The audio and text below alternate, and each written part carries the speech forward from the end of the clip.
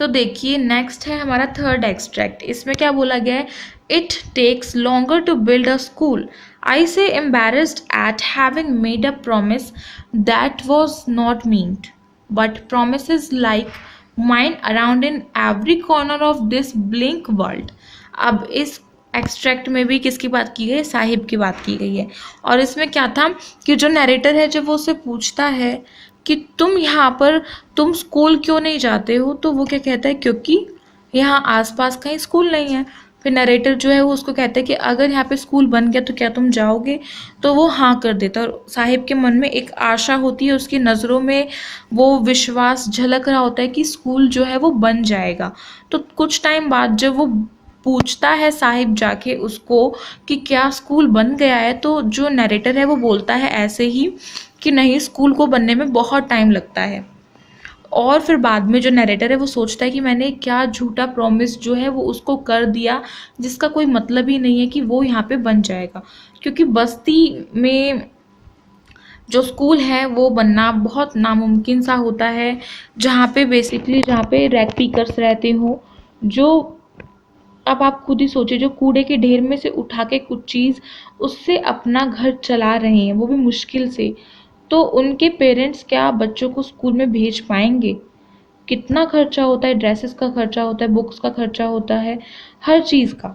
तो वो सोचते हैं कि हमारे बच्चे भी छोटी उम्र से कमाने लगे कुछ ना कुछ और अपने घर को थोड़ा सहारा लगा दें, इसलिए वो स्कूल में उनका जाने का कोई मतलब नहीं होता है।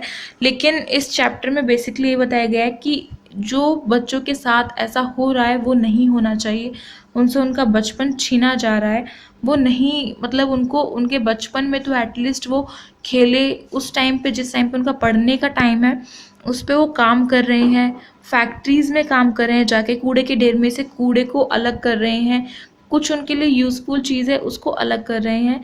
हमने भी बहुत ऐसे देख रखे हैं, कहीं पे भी हम जाते हैं तो एक आध ऐसे बच्चे हमें दिख जाते हैं जो कूड़े के ढेर में से कुछ ना कुछ छानबीन कर रहे होते हैं। हम उनको नज़रअंदाज करके चलते बनते हैं, लेकिन हमें उनकी हेल्प करनी चाहिए। तो देखिए फर्स्ट क्वेश्चन है, name the lesson from which these lines have been taken. अब इस क्वेश्चन बोला गया है कि इस लेसन का नाम बताइए जिसमें से ये कुछ लाइन्स जो है वो उठाई गई हैं। तो इस लेसन का नाम बताइए जल्दी से। पहला है द लास्ट लेसन, दूसरा है इंडिगो, तीसरा है लॉस्ट स्प्रिंग एंड चौथा है द रेड ट्रैप। अब इंडिगो और रेड ट्रैप तो आ ही नहीं रहा है ना इस टर्म में, ये तो सेकेंड टर्म में आ रहे हैं, तो ये दोनों तो अपने आप ही कट हो गए।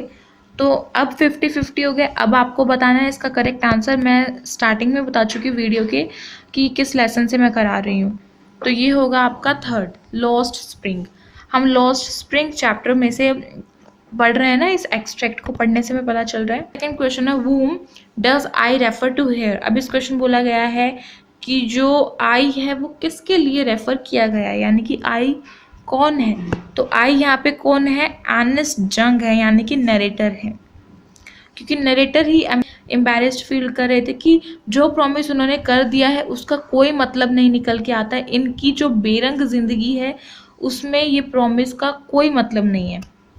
इसलिए ऑप्शन नंबर थर्ड आपका करेक्ट होगा, अर्नेस्ट जंग। अब देखिए सी वाला है, what promise did the speaker make to sahib. इस क्वेश्चन बोला गया है कि जो प्रॉमिस है वो क्या किया गया था स्पीकर के द्वारा साहिब को।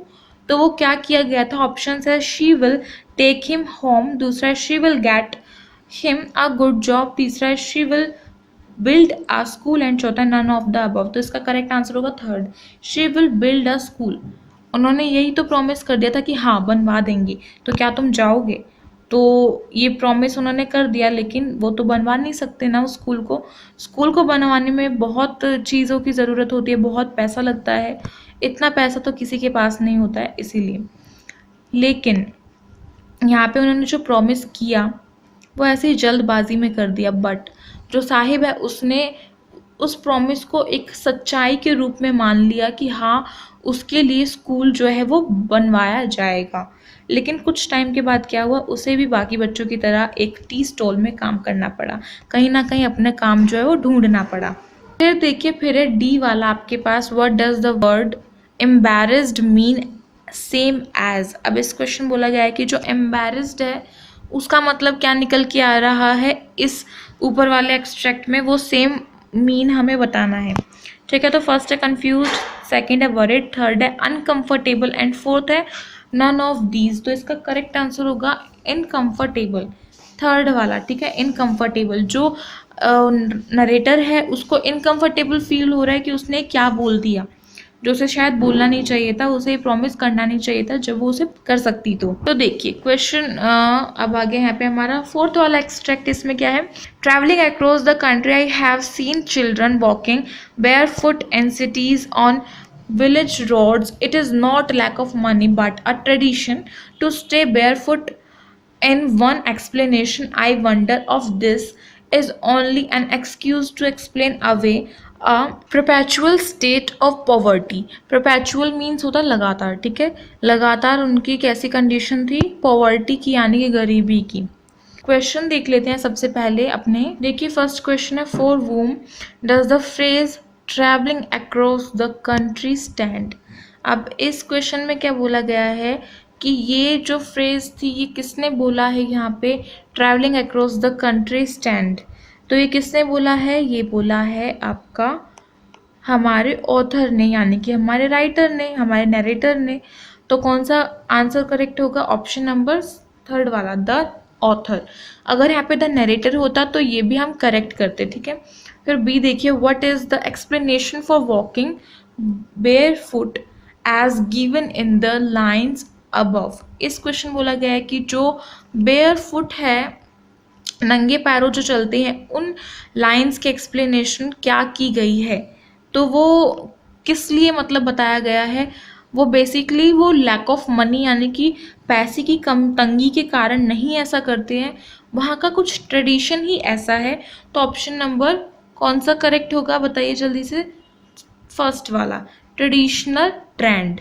ट्रेडिशनल ट्रेंड होगा यहाँ से बिल्कुल करेक्ट, क्योंकि वहाँ का कुछ ट्रेडिशन ही ऐसा है कि वहाँ पे बेयर फुट चलते हैं। बेयर फुट मतलब नंगे पैर। ठीक है, फिर सी देखिए, what reason does the author give for the rag pickers walking bare foot. अब रैग पिकर्स जो हैं नंगे पैर क्यों रहते हैं, हमने साहिब में पढ़ा था ना कि उसके पैरों में चप्पल नहीं थी, तो उन्होंने कहा कि तुमने स्लीपर्स यानी कि चप्पल्स क्यों नहीं डाल रखी हैं।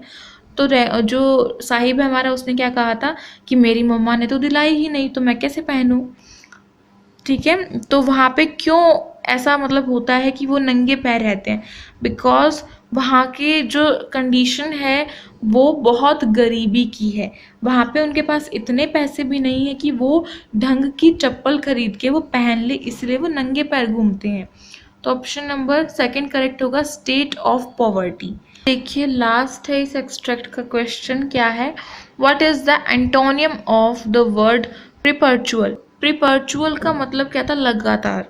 अब एंटोनियम बताना है, एंटोनियम मतलब होता है आपका, क्या होता है एंटोनियम मतलब हमारा होता है विपरीत उस चीज़ का, जो वर्ड यहाँ पे दिया गया है उसका ऑपोजिट बताना है। तो ऑपोजिट क्या होगा, इनमें से फर्स्ट है परमानेंट, सेकंड है ट्रांसटोरी और चौथा है मिजरेबल एंड थर्ड है मिजरेबल एंड फोर्थ है नन ऑफ दीज। तो इसका correct answer option number second होगा, ट्रांसटरी। ठीक है, जो परपेचुअल है उसका एंटोनियम क्या होगा, ट्रांसटरी। तो यहाँ पे आपका जो एक्सट्रैक्ट है वो चैप्टर नंबर सेकंड के करा चुकी हूँ ना मैं, तो यहाँ से मैं कंप्लीट करती हूँ। तो अगर वीडियो अच्छी लगी तो आप इसे लाइक कीजिएगा, अपने फ्रेंड्स में शेयर कीजिएगा और चैनल को सब्सक्राइब कर दीजिएगा। साथ ही साथ बेल आइकन को प्रेस कर दीजिएगा अगर अभी तक नहीं किया है तो, और टेलीग्राम ग्रुप को ज्वाइन कर लीजिए। किस नाम से, हमारा यूनिक क्लासेस के नाम से है, आपको यहाँ पे स्पेलिंग दिख रही होगी। तो आशा है अच्छा लगा होगा।